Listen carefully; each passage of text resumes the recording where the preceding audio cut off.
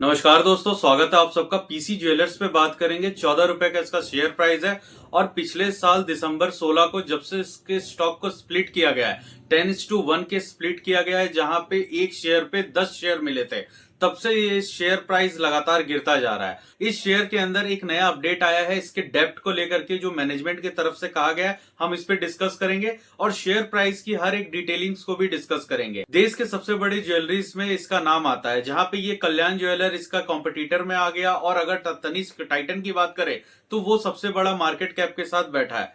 PC jewellers के साथ दिक्कत यह है कि अगर इसका पास्ट हिस्ट्री देखेंगे, आप पुराना इसका ग्राफ देखेंगे, तो ये शेयर काफी पहले से लिस्टेड है, लेकिन इसने अपने शेयर धारकों को कोई खास इन्वेस्टमेंट रिटर्न बना के नहीं दिया है, क्योंकि यहाँ पे जो शेयर है, जो स्टॉक है, उसके ऊपर काफी ज्यादा बड़े बड़े डेब्ट्स थे। और इस स्प्लिट्स के साथ इस शेयर की जो फेस वैल्यू है अब ये 1 रुपए की हो गई है। और जो टोटल इक्विटीज है, जो कि स्प्लिट से पहले 70 से 74 करोड़ के आसपास थे, अब वो 700 करोड़ से ज्यादा की इक्विटी बन गई है। ये टोटल नंबर ऑफ शेयर्स इस कंपनी के बन गए हैं। पिछले एक महीने में 33% तक का रिटर्न इसने दिया है और पिछले एक साल में 140% तक का रिटर्न दिया है।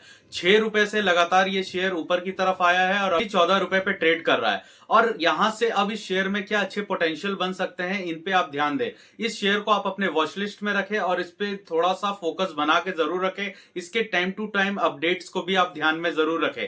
देखिए, इस शेयर की अगर हम बात करें तो इसने लगातार कई सालों से लॉस प्रोजेक्ट किया है और कई क्वार्टर्स में इसने लॉस रिजल्ट भी दिए हैं। इसी वजह से इसका शेयर प्राइस 60 रुपए से लेके नीचे गिर के 6 रुपए तक चला गया था। लेकिन आजकल ये शेयर तेजी में इसलिए क्योंकि कंपनी ने हर साल लॉस ही प्रोजेक्ट किया है, हर क्वार्टर में बड़े बड़े लॉसेज आए हैं। लेकिन पिछले एक साल से, खास करके 2024 का जो क्वार्टरली रिजल्ट, क्वार्टर 1, 2, 3 अभी तक इसने प्रोजेक्ट किया है, वहां पे जो कंपनी का रेवेन्यू है वो पिछले कई सालों के हिसाब से बढ़ के आया है। 1500 करोड़ के आसपास तक का इसने अभी तक रेवेन्यू जनरेट कर लिया है, जिसमें क्वार्टर 4 का रिजल्ट अभी आना बाकी है। और इस 1500 करोड़ के रेवेन्यू पे अगर आप इसका नेट प्रॉफिट देखेंगे तीनों क्वार्टर का, तो पहले क्वार्टर में इसने 156 करोड़ का नेट प्रॉफिट जनरेट किया, दूसरे क्वार्टर में 180 करोड़ का, और तीसरे क्वार्टर जो कि दिसंबर का क्वार्टर जनवरी में आया था, उसमें 148 करोड़ का इसने प्रॉफिट दर्ज किया है। यहाँ पे तीनों ही क्वार्टर का जो नेट प्रॉफिट है वो 480 करोड़ के आसपास है। अगर पिछले साल के हिसाब से देखें तो वहां 500 करोड़ का कंपनी ने लॉस किया था और इस साल के 3 क्वार्टर में ही 480 करोड़ तक का नेट प्रॉफिट है, जहां पे क्वार्टर 4 का रिजल्ट अभी आना बाकी है, जिसमें अच्छे खासे ग्रोथ की भी उम्मीद है, क्योंकि जेम्स एंड ज्वेलरी सेक्टर काफी ज्यादा प्रॉफिट ग्रोथ के साथ आगे बढ़ रहा है। और इस बार जो ज्वेलरीज के प्राइस में हाइक हुआ है और जो इनके डीलर्स हैं, जिनके जो कमीशन है, उसमें भी गवर्नमेंट ने बहुत ही अच्छी तरीके से इंप्रोवाइज किया है। तो यहाँ पे पीसी ज्वेलर्स का यह भी कहना है कि उनके ऊपर अभी तक जो बोरोइंग्स है 4000 करोड़ की, असली दिक्कत यही है क्योंकि कंपनी का जो मार्केट कैप है वो 8000 करोड़ का है, उसके ऊपर इनके पास जो बोरोइंग है, जो डेब्ट्स है, जो कर्ज है, वो 4000 करोड़ के आसपास का है। और कंपनी के मैनेजमेंट ने अभी ये कहा है कि हमने लगभग अपने बोरोइंग्स का 50% के आसपास का जो कर्ज है उसका भुगतान हम कर चुके हैं। और जो 2026 का वित्त वर्ष खत्म होगा, मतलब अगले साल 2026 के अप्रैल के बाद जो क्वार्टर स्टार्ट होगा, वहां पे हम अपने सारे डेब्ट्स को ऑलमोस्ट क्लियर कर चुके होंगे, ये हमारा प्रोजेक्शन है। तो मैनेजमेंट की तरफ से इस तरीके का जो पॉजिटिव वर्डिक्ट है। शेयर प्राइस में पॉजिटिविटी का कारण यह भी है कि ईयर ऑन ईयर बेस पे अगर आप इसका क्वार्टर रिजल्ट देखेंगे तो लगातार इसने पिछले 4 सालों में लॉस प्रोजेक्ट किया है, जहां पे 391 करोड़ का लॉस है, अगले साल 203 करोड़ का, और उसके अगले 600 करोड़ से 630 करोड़ तक का लॉस है। इतने बड़े बड़े लॉसेस के साथ जो 2024 का वित्त वर्ष है, जो अभी इस बार क्वार्टर 4 का रिजल्ट इनका आएगा, यहाँ पे अभी तक 480 करोड़ का जो प्रॉफिट बनता हुआ दिख रहा है। इसी के अनुमान से ये शेयर प्राइस में तेजी देखने को मिल रही है। दिक्कत ये भी है कि जो प्रमोटर की हिस्सेदारी है वो भी पिछले एक साल में 54% से घट के 39%, मतलब 54% से कम होकर 39% तक आ गया है। और अगर यहीं पे शेयर होल्डिंग में हम एफआईज की बात करें तो जो कि 1 से 2% तक का होल्ड करती थी, अब यहाँ पे 5% तक की होल्डिंग है। अगर डीआईएस की हम बात करें तो 1-1.5% से लेके अब इनके पास 9.5% तक की होल्डिंग है इस शेयर में। और अगर हम पब्लिक की बात करें जिसमें आम रिटेलर्स भी है, इस शेयर प्राइस के प्राइस एट्रैक्टिव रेंज को देखते हुए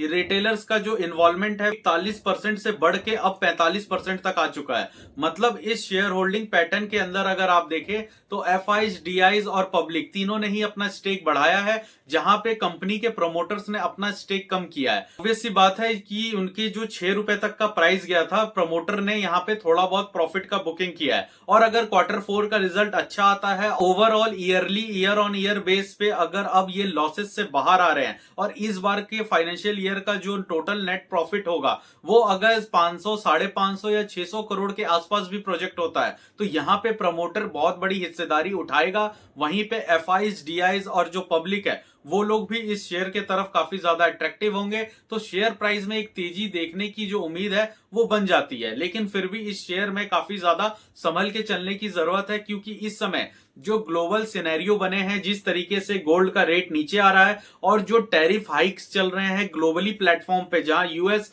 यूरोप, कनाडा और जो चाइना के बीच में ट्रेड के वॉर वाली बात चल रही है, यहां पे गोल्ड प्राइसेस को काफी ज्यादा डिफिशिएंट देखने को मिल सकता है, क्योंकि यहां पे डॉलर की पावर थोड़ी कम होती दिखेगी और गोल्ड के प्राइस का सारा डिपेंडेंसी डॉलर के ऊपर होता है। अगर डॉलर अगले आने वाले 1 से 2 महीने में कमजोर होता है तो यहाँ पे जो गोल्ड के प्राइसेस हैं वो भी काफी ज्यादा इंटरनेशनल मार्केट में कम होंगे। जहां पे अभी गोल्ड की करंट सिचुएशन $3000 के आसपास है, वो और भी कम होते हुए दिख सकती है, क्योंकि गोल्ड ने भी पिछले 1 साल में निफ्टी को भी बीट किया है, काफी ज्यादा अप मूव दिखाया है। तो यहाँ पे एक बहुत बड़ा करेक्शन गोल्ड में भी आ सकता है, जहां पे बाकी के स्टॉक एक्सचेंजेस, स्टॉक मार्केट और जितने भी ग्लोबल मार्केट्स है इन सब में तो प्रॉब्लम फेजेस हो ही रहे हैं, लेकिन गोल्ड में भी ये दिक्कत आने की ज्यादा चांसेस है। हालांकि इस तरह के गोल्ड के प्राइसेस डाउन होने पे जो इसका कंजप्शन है फिजिकल गोल्ड मार्केट में ये काफी ज्यादा बढ़ेगा। जो ये कंपनियां हैं ज्वेलरी से रिगार्डिंग, इनके जो मार्जिन है वो बढ़ेंगे और जो कंजप्शन बढ़ने से इनकी जो सेल्स है वो भी काफी ज्यादा बढ़ेगी। बस डिपेंड करता है कि कौन सी कंपनी ने किस टाइम पे, किस मार्केट प्राइस पे कितना गोल्ड मार्केट से उठाया है। साथ साथ इस कंपनी का पूरे देश भर में 540 से ज्यादा आउटलेट्स है, जहां कंपनी ने यह भी कहा है कि हम अपने डेब्ट्स को रिड्यूस करने के साथ साथ अपने आउटलेट्स को भी बढ़ाने की पूरी कोशिश कर रहे हैं और अगले 1 साल में 2026 के फाइनेंशियल ईयर तक ये 200 नए ब्रांचेस को भी ओपन करने का जो इनका प्रोजेक्शन है ये भी कंपनी ने रखा है। तो ओवरऑल अगर कंपनी के मैनेजमेंट की बात करें तो वो अपने बैलेंस शीट को ठीक करने की कोशिश कर रहा है, बिजनेस को काफी ज्यादा आउट परफॉर्म करने की कोशिश कर रहा है और बाकी के मैनेजमेंट के भी हिसाब से कंपनी परफॉर्मेंस को सही लाने की कोशिश कर रही है, जहां पे इसके स्टॉक प्राइस को भी रिवैल्यूएट किया जाएगा। तो ये सब चीजें पीसी ज्वेलर के रिगार्डिंग थी। अगर आपको ये इन्फॉर्मेशन अच्छा लगा, ये वीडियो अच्छी लगी तो आप इसे लाइक करें, चैनल को सब्सक्राइब करें दोस्तों, और भी इंफॉर्मेटिव वीडियोस आते रहेंगे। नमस्कार।